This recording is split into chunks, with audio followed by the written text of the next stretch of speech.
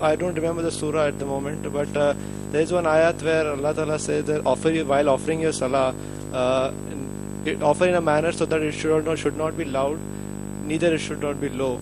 So someone has posed me this question, that a Muslim brother has posed me a question, that from where have you derived this principle of offering Zuhr and Asr salah without it being heard by anyone, where Allah Ta'ala has clearly mentioned that about salah, not reciting Quran, about salah, that it should not be loud enough, neither it should not be low. Well, the brother asked a question of Surah Isra, chapter number 17, verse number 110, which says that when you offer salah, it should not be too loud, it should not be too soft, it should be in medium tone. So now what about the Zuhr and Asr, where people not reciting at all, indicating Zuhr and Asr is wrong?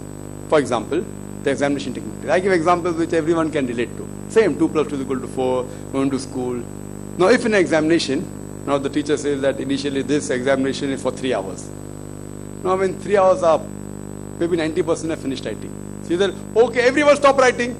Now those who are not writing, the instruction is not for them, the instruction is only for those who are writing. At the end of 2.5 hours, 80% give up their papers.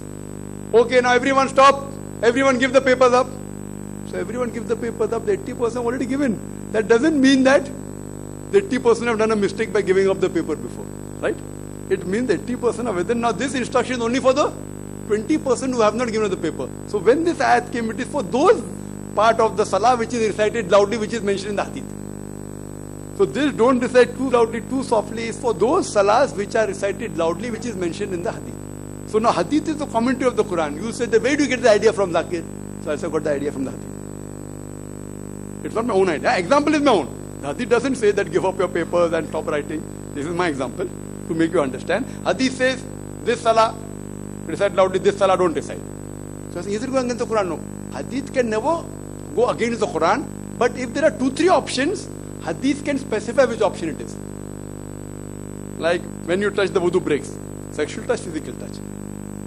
Hadith will come, no, sexual touch breaks the wudu, physical doesn't. So here I agree with you. It can be all namaz should be loud or some namaz. So then you come hadith, come to know this is a commentary. It's not going against. So here I am giving an example for you to understand that in an examination teacher says, okay, 3 hours is up, everyone give up the paper. How can everyone give up? 80% have already given up before. But it's for those people who haven't given up. So here again when the Quran says recite the Quran, neither too loud, neither too soft, in the medium tone, it is referring to those salahs which are recited loud. Is it clear? Hope that's the question. Wa akhir da'wana alhamdulillah rabbil alamin.